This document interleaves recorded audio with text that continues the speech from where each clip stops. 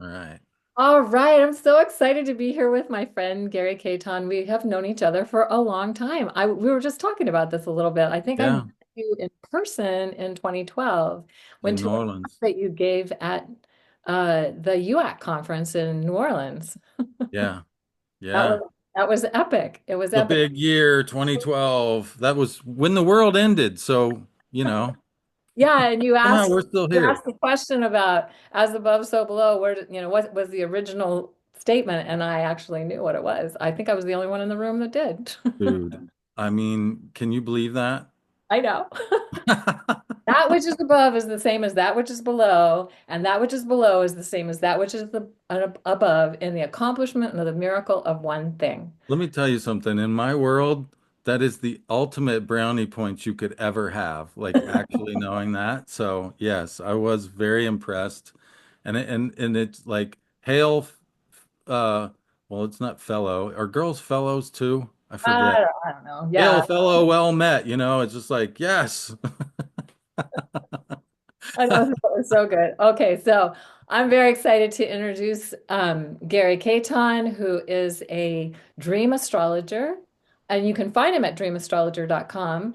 He's also does a lot of similar work with the sky, takes amazing photographs of things that are happening in the sky. And I love your perspective. I love all that you do, and I'm so excited that we get to have this Thank conversation. you so much for doing this, Kaylin. It's wonderful. Yeah, I really appreciate your work. It has so much breadth. And being a fellow sky astrologer, being a ceremonial astrologer, someone who is holding that space of actually communing with the sky, which I think is so just it's really foundational to who we are. It's where we come from. I mean, it took like 30 generations of people trekking up those ziggurats and like writing down what they saw. And you're somebody who actually knows how to do that. And I have the deepest, most profound respect for that. And so yeah, I'm really happy that we're here together and I'm gonna have there's a lot to talk about.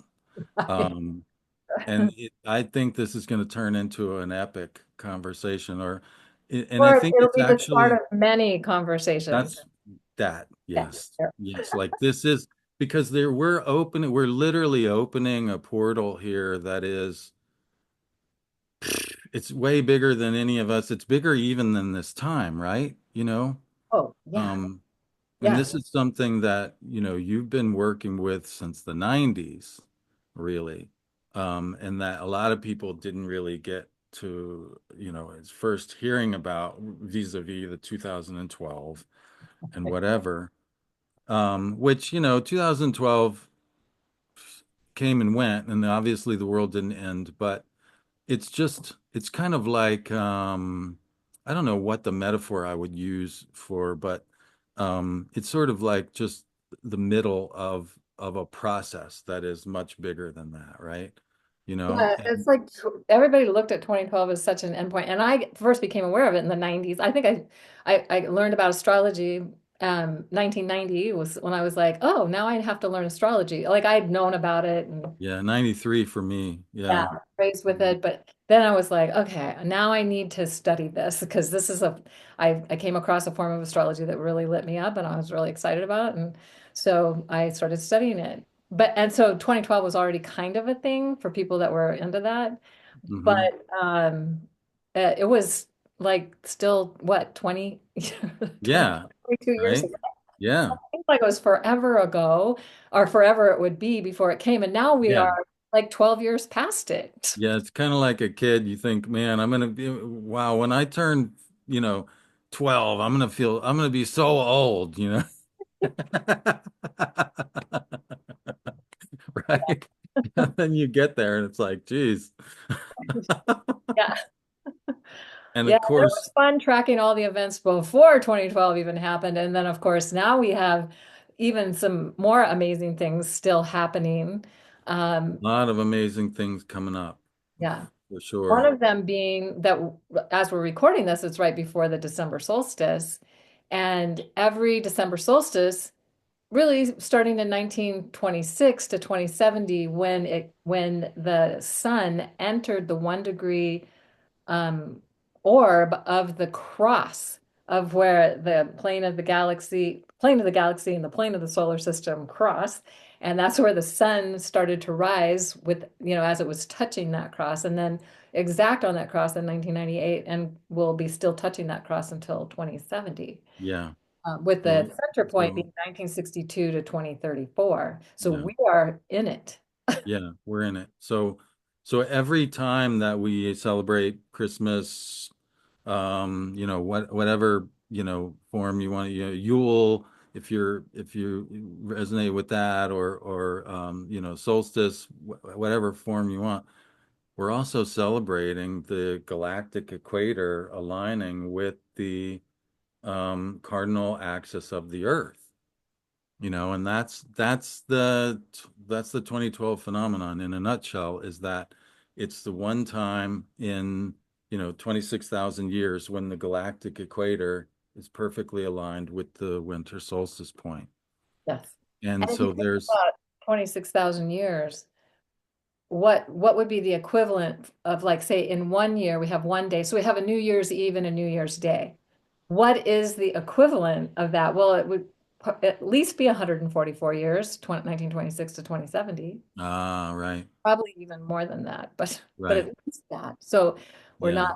we're not like extending the New Year's point beyond Yeah, reasonable. so this idea that something began or ended in 2012 is like, it's like, It was I in the mean, cell. yeah, maybe that's when the ball dropped, okay, but so, if you want to remember where you were or who you were with or whatever, yeah, there's that moment in time, but then life goes on, and here we are, in 2024, coming up on another solstice, and we're in this process of um navigating that. And so I don't know, like, if I had to put what that, of course, the interesting thing about that is that that also the galactic center as a point, is it's not directly located right where the ecliptic crosses the galactic plane. The galactic center is, located, Below. economically speaking, below, south, a little Well, bit for us south in the of northern hemisphere anyway, it's probably Yeah, that's true. That's true. It's above and the other way if you're down there and down below. Um, but essentially what we're talking about is like the center of the Milky Way. So the center of our galaxy is aligning with the seasonal axis of the Earth. And so we're being invited into um, kind of a galactic frame of reference, if you will, you know? yeah. Um, and like, I don't know that we really can actually grok what that fully means, I I love mean, that you said grok. every time I say that word lately, people go, I love you say that word. Well, not everybody will necessarily know, but the um, oh God, suddenly the name of the book just went out of my mind. Um, you probably know. You can probably say it. Which one? The one that what's his name? Oh, now I can't even think. John Major Jenkins? Oh, John Major Jenkins he talked about the galactic alignment for Yeah. sure. Had the pleasure of meeting him, and he was brilliant. Yeah. He also had the same birthday as me, Oh, just wow. 8 years younger than me, and he's already passed from this world. So Yeah, it's sad. that sad, but Yeah. no, I'm thinking of the uh, fictional book. Oh, Uh, why am I not thinking of that? what's it about? So it was basically about this guy from Mars coming to Earth, and on Mars they talked about grokking. That Oh, was Grok, all right. about grokking. I will look it up and put it in the show notes, or maybe it'll come to me later. It's one of It's those things where the probably, harder you try, the more elusive it it's like, probably remember later on. Um, yeah, yeah, so but that's there's what this the idea original of term came. grokking it's beyond what we currently perceive, right? Like to Yeah, grok, the verb to grok involves like taking in something that's actually beyond normal perceptive parameters, right? Yeah. yes, yeah, And that's the thing, like these these bundles of fat and whatever else is up there that we think about as our perceptive, antenna or whatever, like these brains that we have, you know, they're made to limit the amount of information that we take in. Like there's so many shortcuts that our brains are constantly trying to narrow the amount of information that we're taking in so that we can do like put one foot in front of another and get through a day. Yes. When you try to do the reverse and really open, like it takes a lot to actually get past those filters that are there to that with all these heuristics and shortcuts and everything, and actually begin to open, literally like opening your mind is probably one of the hardest things there is to do because there's so much unconscious mechanisms that force us to do the opposite, you know. Yeah. And Stranger in a Strange Land, Robert Heinlein. Um, Heinlein, yeah. and I read that book when I was in high See, school. all we needed to do Yeah, was just change the subject for a couple minutes, and ding, there. okay, there it is. Yeah. So that's what popularized that term, grok. Yeah, That's sci-fi. Yeah, the grok. yeah. Yeah. Um, Love that. And also the just we're so conditioned to want to understand everything with our mind, but yeah. it's really, and I think that the whole term grok really speaks into this. It's like opening up to our sensory being and to something that's even beyond that. Hmm. That's our opportunity. So, Yeah, and I think that's really great. Like, it's like kind of the analogy between understanding an astrology chart and then understanding the sky. It's two really different things, man. I was out just the other night when I was in the woods. I was actually looking for a turkey. I was in the woods hunting, and I got this really strong pull to get the heck out of there and because I saw that there was going to be this amazing sunset. And I was like, you know what? I'm kind of tired of sitting here looking for turkeys. I'm going to go see this beautiful sunset. And I got up on top of my hill and then I remembered, oh yeah, duh, I've got Venus over here in the west. I've got Jupiter rising in the east. I've got the moon was aligning with Saturn and Fomolo, and I was like, come on, how could you miss this, and that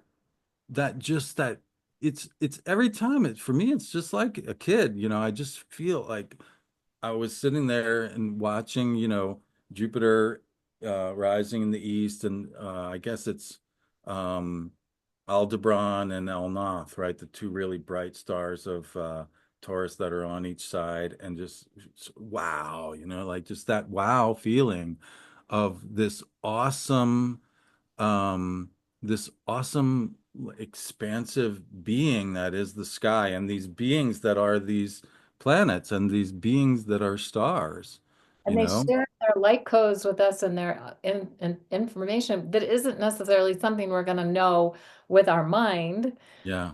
but that if we can be out there with them, we receive those downloads, and maybe later we can figure out something with our mind. But I always feel like I just love being with them. I love what you're describing, Carrie. I just love being out there. I mean, yeah, that feeling of it's like it's just so exciting and so enlivening. Like there's literally, if you want to think about it in an alchemical or like a hermetic perspective, we can talk about how there's like sulfur, salt, and mercury. There's three parts of anything. I'm talking about sulfur. Like there's this fiery, you know, um, just enlivening force that's just like, woo, it just turns you on. You feel alive, you feel full of life, and you're participating in something that is just way bigger than any little circle on a piece of paper.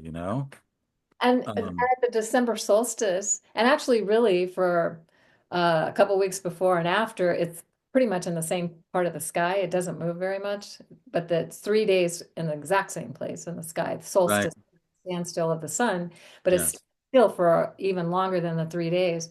And if you Yes. watch the sun rising and setting, you even though you can't see what's behind it, the galactic the plane of the galaxy and the plane of the solar system and the galactic center. You can't see it, but the sun is transmitting directly from that part of the sky. So if you can go and be there, I love sunrise or sunset, especially like you were speaking, Yeah. then you're getting the download. But even high noon, like, when the sun's Yeah, overhead. even high noon. I mean, the thing about doing it at sunrise or sunset is you're also going to be getting the cardinal point alignment, so you can mark that spot on your calendar. Sorry, on your calendar, on your horizon. Your horizon And calendar. your horizon calendar, and you can literally, that's like the farthest place that the sun goes south, and then at the equinox will be the middle, and then at the other solstice, and there's this arc that the sun, and that's the arc that the sun makes in your local And that's environment. even true in the southern hemisphere, though they're in the opposite Well, season they would be in the opposite directions, yeah. But because that's they're something that they're human south of our beings, north. yeah, and that's something human beings have been doing for way longer than we've been astrologers. Way longer. Well, I mean, but that's the thing. That's astrology, isn't it? So Yeah. way longer than we've been astrologers in terms of even astrology in the sense of like tracking the cycles of the planets. We were doing that, like marking the sun on the horizon, way before we started tracking the planets. Yeah. And we were tracking the planets way before we started making round chart wheels. Right. So like if you do what Kaylin's talking about and go out and see a sunrise or sunset on the solstice, not only are you getting this like direct infusion of this galactic energy, um, and maybe like beginning to um, open something that where you can actually grok it, Yeah. rather than like reading about it and or but you're also participating essentially in a ritual that is fundamental to really creating time as we know it, creating civilization as we know it. This activity of marking the seasons, it's foundational to the way that's civilization as we know it wasn't possible without that happening first. Right. So it's ceremonial magic is what it is. And there's Ceremonial magic. I love that you said that it because really is, and you cannot underestimate the profound opening that can create for you to bring in new levels of consciousness. I mean, imagine what a different world oh it my would be God. if everybody was going out and doing that instead of watching TV. Like, God, but I mean, ancient cultures, this is what they did because they that didn't. was the TV. Right? Right. So Yeah, they were exactly. watching the sky, they were tuning in, they were getting the They download. were like, getting together at Stonehenge on the solstice or whatever. I Yeah. mean, as an Aries, I love that to think about that because it's like, if everybody's getting together at Stonehenge on the solstice, well, then of course there's a lot of getting together Yeah. going on, and which means, guess what? There's going to be a lot of kids born in the spring because 9 months from solstice is what? Spring equinox. Well, 9 months from the summer solstice to the Yeah, spring. Yeah. yeah. Sorry, Yeah. getting together at the summer solstice, right? Which Winter is solstice, then, or no, no, no. Yeah, different uh, deal. autumnal equinox or the September equinox, depending Yeah. on the season, which part of the hemisphere of the earth you're in. Yeah, yeah. Um, but that just seems pretty clever to me. Like if you had a ritual, like if you were like the leader of a Neolithic, or yeah, Neolithic, tribe or whatever you want to call them, to get everybody together at the summer solstice is like pretty clever because then you're going to have a bunch of babies born in the spring when there's more food. Right. And it's even more clever if you know astrology, because then you're going to get some damn fine warriors out of the deal. Yeah, exactly. That will defend and protect. Right? Very Aries, yes. Love. Oh my gosh. Yeah, so yeah, there's this galactic alignment that is basically like this backdrop, this very long-term backdrop that's so there's this activation of the cardinal point, the Capricorn part of the cardinal axis. The cardinal axis, of course, when we say that, we mean Aries, Cancer, Libra, and Capricorn, right? The four cardinal points. The So ones there's that this, determine the seasons. And this is something astronomers and astrologers actually agree on. Are in the northern hemisphere, shortest day, longest night. In the southern hemisphere, opposite season. The yeah, zero Aries is the spring equinox in the northern hemisphere, autumnal equinox in the south. But it's that those 0 points of zero Cancer being the June solstice. So, and then the zero Aries Libra point being the September equinox. And the days are equal at the equinoxes and they're longer or shorter at the the solstice. solstices, right? There's this hovering sol sistere, literally means sun standing still, right? So the sun hovers at the maximum distance from the equator.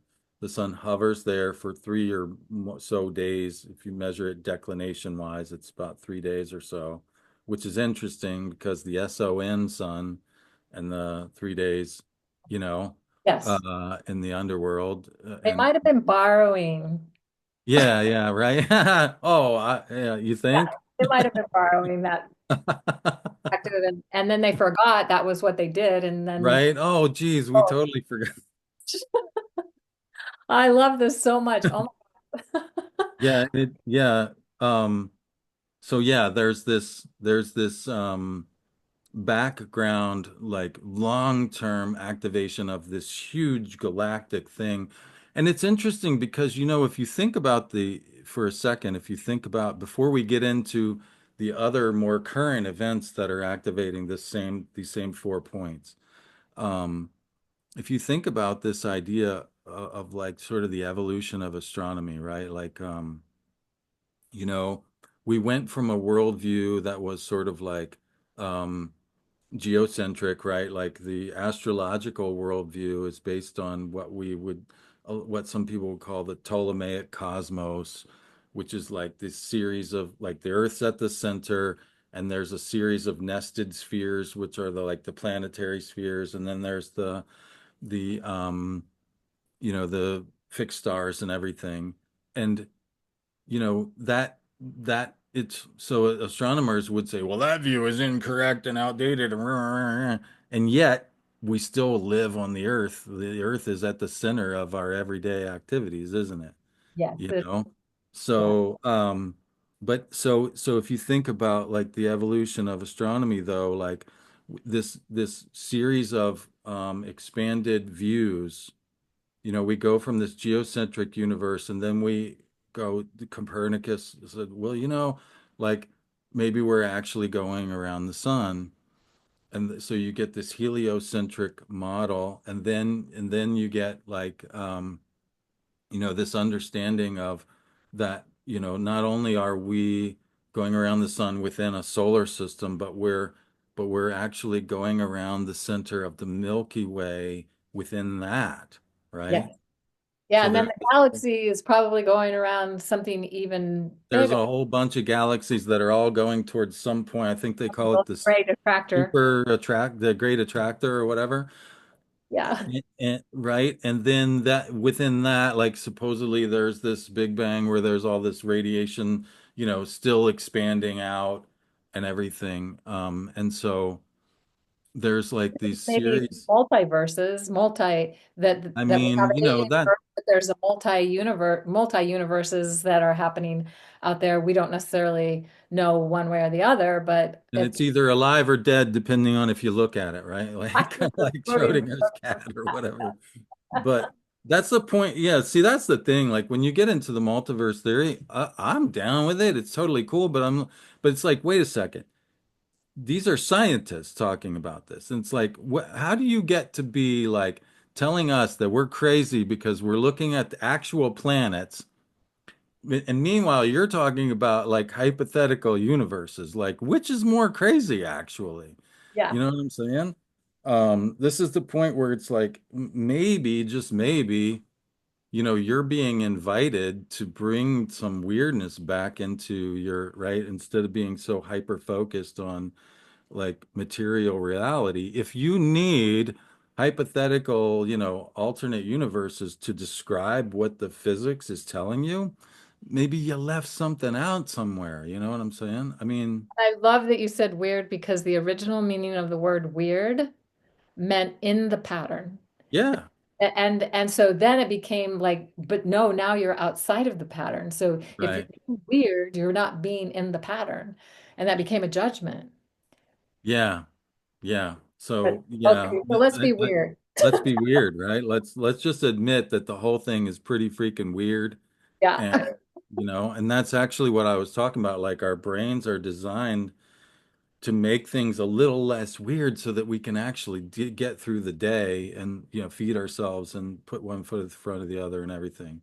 And doing the reverse and really opening things up and letting it be more weird, that's really difficult, actually, Um, but that's what we're being invited to, I think, with this when you open this, and it's really, again, it's no, there's no great, it's not like you need to do anything complicated. When you witness the sun at the solstice time, you're tuning into that galactic center, which is, it's like sort of three levels of abstraction from where like we're these small beings that walk across the face of the earth every day. But on some abstract level, we know, well, no, we're not really. We're going around the sun. Well, no, we're not really. We're going around the Milky Way. Right. Um, and that so that like that three levels of abstraction that we live with as modern people, like that's actually the level of weird that you're being invited to participate and grok just by being part ceremonially, just by being there with the solstice sun. Yes, I love that. Wow. Yeah, and Wow. to also expand our awareness to from 1 year or from a New Year's Eve to a New Year's Day, so even smaller amount of time, or from a solstice eve to a solstice day, a smaller amount of time, to 26,000 years of time that we are ending and now beginning. We are the transition team here to help with this transition from one galactic year to another galactic year. So Wow. expand your mind into that direction as well. Hmm. Yeah, Yeah, that's yeah, wow. From yeah. one galactic year to the next. Yeah. Wow, what a party. Right? What I mean, imagine like we got selected to be the transition team for that party. I Wow, know. It's an honor. incredible. It's an honor Yeah, to be here, even though truly, it's not always easy. But truly, yeah. truly. Yeah, yeah, So, Gary, I'm feeling like maybe we want to wrap this up and do a part two because this is mm, something that it's going to blow people's minds, honestly, yeah, and they might need a little time to be able to then go on to part two. So yeah. we can pause here and then we'll come back and then do the part two. So if you're Okay, sounds good.